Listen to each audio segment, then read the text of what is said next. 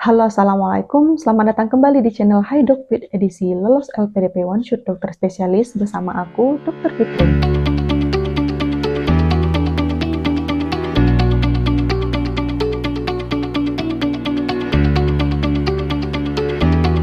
Sebelumnya, aku ucapkan selamat kepada teman-teman yang sudah dinyatakan lulus pada seleksi tahap 2, yaitu tes bakat skolastik. Dan selanjutnya, teman-teman tentunya ingin mempersiapkan tes tahap 3, yaitu tes substansi atau yang dikenal dengan tes wawancara LPDP.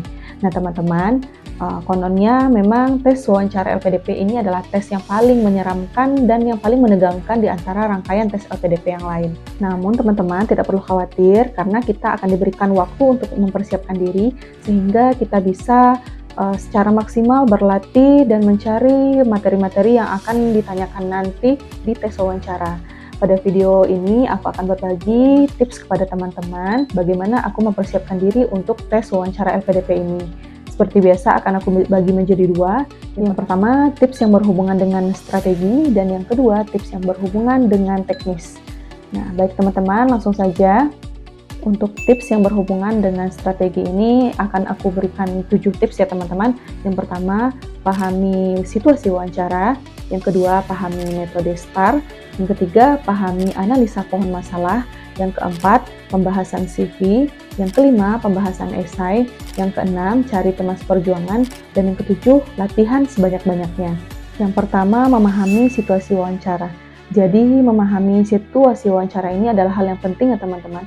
Karena dengan memahami situasi ini, kita dapat rileks dan siap untuk menerima dan menjawab pertanyaan-pertanyaan yang diberikan kepada kita. Untuk wawancara LPDP ini biasanya dilakukan secara online atau secara daring melalui aplikasi Zoom dengan durasi sekitar 30-60 menit per masing-masing peserta. Jadi nanti teman-teman masuk ke dalam ruangan Zoom, kemungkinan ada sekitar 3 atau 4 orang di dalam ruangan Zoom tersebut. Jadi satu orang itu adalah moderator dan 2 atau 3 adalah pewawancara. Yang 3 pewawancara ini biasanya pertama adalah dari LPDP sendiri, yang kedua adalah psikolog, dan yang ketiga adalah akademisi sesuai dengan bidang kita. Namun kita tidak tahu siapa duluan yang diberikan kesempatan untuk bertanya kepada kita, sehingga kita harus siap apapun pertanyaan yang ditanyakan terlebih dahulu. Kemudian yang kedua adalah pahami metode STAR. Jadi teman-teman, metode STAR ini adalah salah satu metode yang dapat kita gunakan untuk menjawab pertanyaan yang diberikan oleh pewawancara nanti. Metode STAR ini akan membuat jawaban kita terdengar lebih menarik, lebih terstruktur, dan lebih mudah dipahami oleh pewawancara. Contohnya seperti ini. STAR adalah singkatan dari Situation, Task, Action, dan Result. Jadi ini adalah contoh jawaban yang merupakan kekuranganku. Jadi situasi yang kita hadapi yaitu saya tidak dapat menyelesaikan 2 pekerjaan dalam satu waktu. Kemudian task itu adalah tugas yang seharusnya kita lakukan, begitu teman-teman. Contohnya, sebagai seorang dokter, saya sering menghadapi situasi di mana terdapat 2 atau lebih tugas yang harus diselesaikan dalam satu waktu. Contohnya, selain harus melayani pasien di poli, saya juga harus membuat laporan program dan membuat presentasi penyuluhan di hari yang sama. Kemudian action ini adalah hal yang kita lakukan untuk menanggulangi atau menyelesaikan permasalahan yang kita hadapi akibat dari kekurangan kita tadi.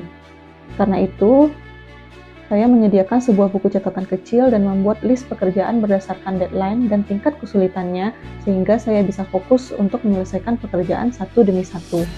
Kemudian result ini adalah hasil dari action yang kita lakukan tadi. Setelah melakukan hal tersebut, saya dapat menyelesaikan pekerjaan dengan baik dan tepat pada waktunya meski harus diselesaikan dalam waktu yang hampir bersamaan. Jadi, metode STAR ini dapat kita gunakan untuk menjawab pertanyaan-pertanyaan yang bersifat negatif seperti apakah itu kekurangan kita, pengalaman yang kurang membanggakan, atau tantangan-tantangan apa yang kita hadapi saat bekerja, gitu ya teman-teman. Selanjutnya adalah analisa pohon masalah. Nah teman-teman, untuk menganalisa pohon masalah ini kita bisa menggunakan pertanyaan 5W1H ya teman-teman. Jadi di sini kita akan menggali atau mencari pertanyaan-pertanyaan apa kemungkinan yang akan muncul dari statement yang kita buat di CV kita. Seperti ini akan aku tampilkan contohnya. Di sini adalah contoh dari pengalaman yang membanggakan. Akan aku bacakan. Pengalaman yang paling membanggakan bagi saya adalah saat lulus Fakultas Kedokteran di Universitas Sumatera Utara pada tahun 2012. Pengalaman ini menjadi pengalaman yang paling berkesan di hati saya hingga saat ini karena saya sempat gagal untuk masuk Fakultas Kedokteran pada tahun sebelumnya. Padahal saya sudah belajar keras pada tahun tersebut. Saya sempat berkuliah di Fakultas MIPA pada tahun 2011, namun saya belum menyerah untuk diterima di Fakultas Kedokteran. Sembari menjalani perkuliahan di MIPA, saya tetap belajar untuk mengikuti seleksi masuk perguruan tinggi di tahun berikutnya. Alhamdulillah, usaha tersebut membuahkan hasil dan saya dapat diterima di Fakultas Kedokteran Universitas Sumatera Utara pada tahun 2012. Nah, di sini bisa kita berikan pertanyaan seperti siapa itu saya, kemudian apa pengalamannya yaitu lulus Fakultas Kedokteran, kemudian di mana yaitu Universitas Sumatera Utara, kapan yaitu di tahun 2012. Mengapa ini menjadi pengalaman yang membanggakan? Karena saya sempat gagal untuk masuk Fakultas Kedokteran pada tahun sebelumnya, padahal saya sudah bekerja keras pada tahun tersebut. Kemudian bagaimana saya menghadapi kegagalan tersebut? Sembari menjalani perkuliahan di MIPA, saya tetap belajar untuk mengikuti seleksi masuk perguruan tinggi di tahun berikutnya. Selain pengalaman yang membanggakan tadi, kita juga bisa menggunakan analisa pohon masalah ini untuk menjabarkan kemungkinan-kemungkinan pertanyaan yang akan muncul yang berhubungan dengan riwayat pekerjaan, riwayat organisasi, prestasi, seminar atau workshop, kemudian karya tulis ilmiah, untuk mengetahui kemungkinan-kemungkinan pertanyaan yang mungkin ditanyakan, sehingga nanti kita bisa lebih siap apabila salah satu dari pertanyaan tersebut ditanyakan oleh pewawancara. Kemudian yang keempat adalah pembahasan CV. Untuk CV ini sebaiknya teman-teman print ya CV yang ada di akun LPDP kita. Aku juga print seperti ini. Karena CV ini nanti akan sangat bermanfaat, bisa kita bawa, bisa kita baca-baca dimanapun kita berada. Untuk pembahasan CV ini bisa kita gunakan metode STAR ataupun 5W1H yang sudah aku jelaskan sebelumnya. Di sini akan aku berikan suatu contoh seperti ini. Ini adalah pengalaman pelatihan atau workshop. Pelatihannya yaitu pelatihan tata laksana vaksin COVID-19 bagi vaksinator di Pasienkes Provinsi Sumatera Barat. Jadi pertanyaan yang akan muncul itu bisa 5W1H kita gunakan. What atau apa yaitu pelatihan tata laksana vaksinasi. Kemudian siapa yang menyelenggarakan pelatihan ini adalah Bapelkes Batam. Kemudian where itu di mana yaitu secara daring atau secara online. Kemudian when, kapan yaitu pada tahun 2021. Kemudian why, mengapa aku mengikuti pelatihan ini? Karena diperintahkan oleh atasan atau ditugaskan oleh atasan saat aku bekerja di puskesmas. Kemudian how ini bisa jadi bagaimana dan apa isi dari pelatihan-pelatihan tersebut. Jadi begitu ya teman-teman, silakan dibuat analisa pohon masalahnya pada setiap bagian-bagian dari CV kita ini. Kemudian yang kelima adalah pembahasan esai. Untuk pembahasan esai ini aku membuat per paragraf ya teman-teman. Aku baca ulang kembali per paragraf esaiku dan mencatat apa saja kemungkinan pertanyaan yang akan ditanyakan tiap paragrafnya. Seperti ini adalah salah satu contoh paragraf pada esaiku.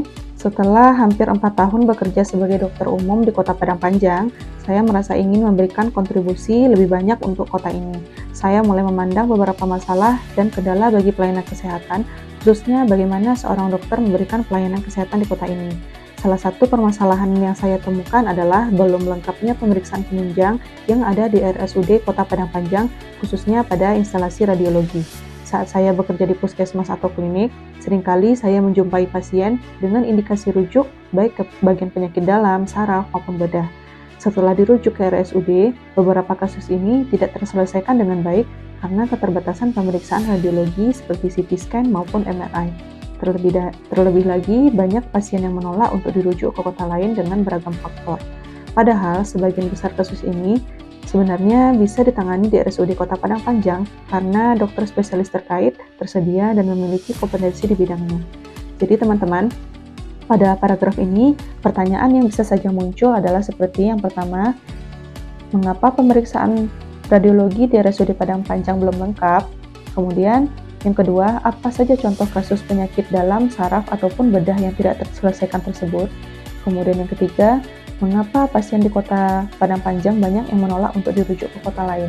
Jadi itu adalah contoh pertanyaan-pertanyaan yang bisa saja ditanyakan dalam paragraf ini. Teman-teman silakan buat per paragraf kemungkinan-kemungkinan pertanyaan yang akan ditanyakan. Untuk pembahasan esai ini sangat penting ya teman-teman, karena kebanyakan nanti pewawancara itu akan menanyakan berdasarkan esai yang kita tulis ini. Apabila kita sudah membuat kemungkinan-kemungkinan pertanyaan berdasarkan paragraf ini, insya Allah tidak akan ada yang terlewatkan dan kita dapat menjawab pertanyaan-pertanyaan yang diberikan oleh pewawancara tersebut dengan sempurna. Kemudian yang keenam adalah mencari teman seperjuangan. Nah teman-teman, di sini aku sarankan teman-teman untuk mencari teman-teman lain yang juga sedang berjuang untuk mengikuti seleksi wawancara LPDP. Karena nanti kita dapat bertukar pikiran dan bertukar pendapat mengenai pertanyaan-pertanyaan yang mungkin akan ditanyakan saat wawancara LPDP. Pada saat aku kemarin mengikuti seleksi wawancara ini, aku sempat masuk ke dalam beberapa grup WhatsApp maupun grup Telegram yang membahas tentang LPDP ini, dan di situ aku banyak menemukan masukan-masukan yang sangat bermanfaat yang bisa aku gunakan dalam seleksi wawancara LPDP nantinya. Jadi aku sarankan sebaiknya teman-teman cari ya teman-teman lain dan tidak perlu malu untuk bergabung di grup WhatsApp maupun grup Telegram. Yang terakhir adalah latihan wawancara atau mock-up interview. Jadi teman-teman, latihan wawancara atau mock-up interview ini adalah bagian yang paling penting di antara 7 persiapan strategi yang sudah aku jelaskan tadi.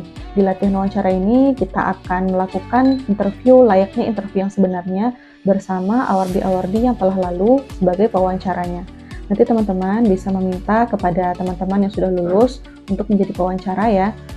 Kemarin aku sempat mengikuti mock-up interview ini sebanyak 3 kali dan meminta beberapa teman-teman menjadi pewawancara, baik itu yang dari medis maupun yang bukan dari medis, sehingga nanti aku bisa mendapatkan sudut pandang yang berbeda dari setiap pertanyaan-pertanyaan yang ditanyakan.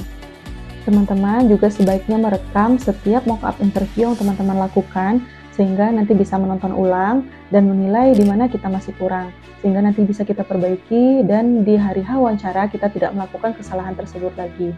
Apabila teman-teman membutuhkan bantuanku untuk mock-up, nanti bisa hubungi lewat email ini ya.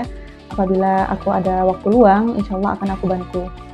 Itulah 7 tips yang berhubungan dengan strategi dalam mempersiapkan seleksi wawancara LPDP ini ya teman-teman. Selanjutnya aku akan menjelaskan tentang tips yang berhubungan dengan teknis. Untuk tips yang berhubungan dengan teknis ini, yang pertama adalah baca buku panduan ya teman-teman.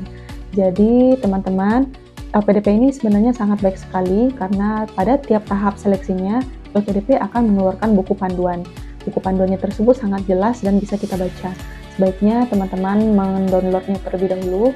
Biasanya buku panduan ini akan diberikan linknya mendekati hari kita jadwal wawancara kita. Jadi setelah jadwal wawancara kita keluar, biasanya buku panduannya sudah bisa kita unduh. Silahkan teman-teman baca dan dipahami.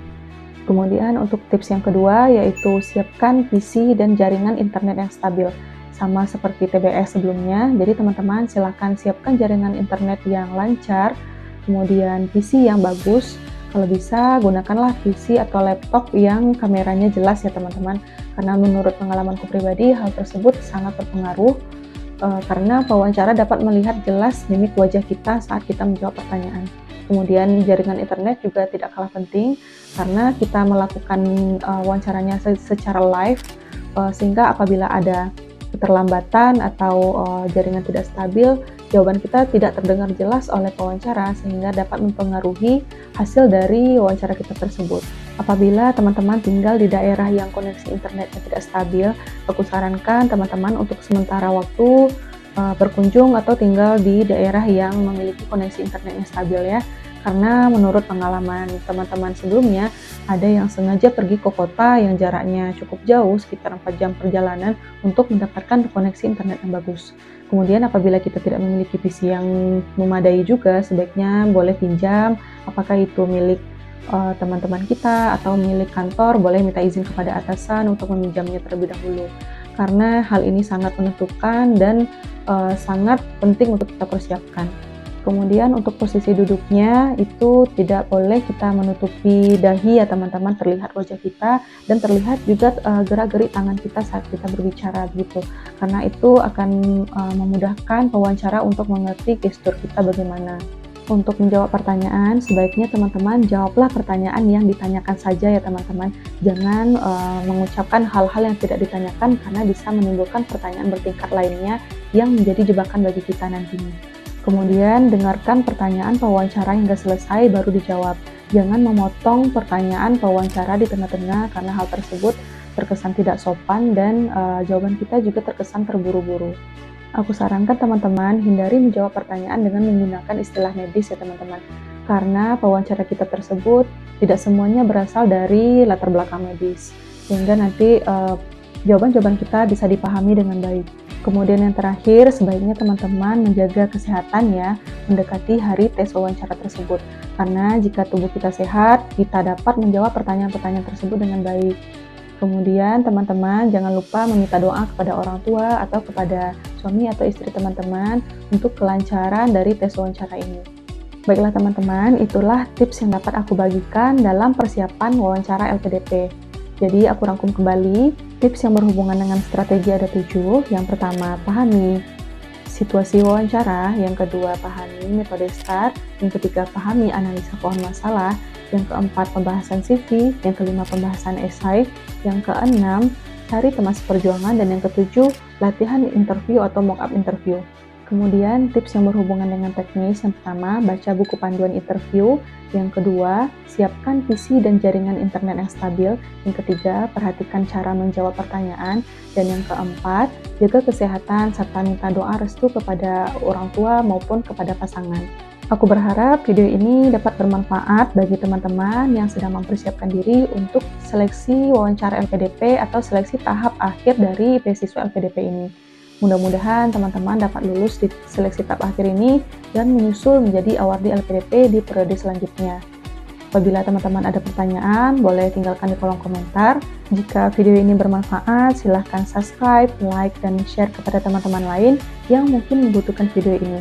Aku ucapkan banyak terima kasih kepada teman-teman yang sudah menonton video ini hingga selesai. Sampai berjumpa di video selanjutnya dan wassalamualaikum.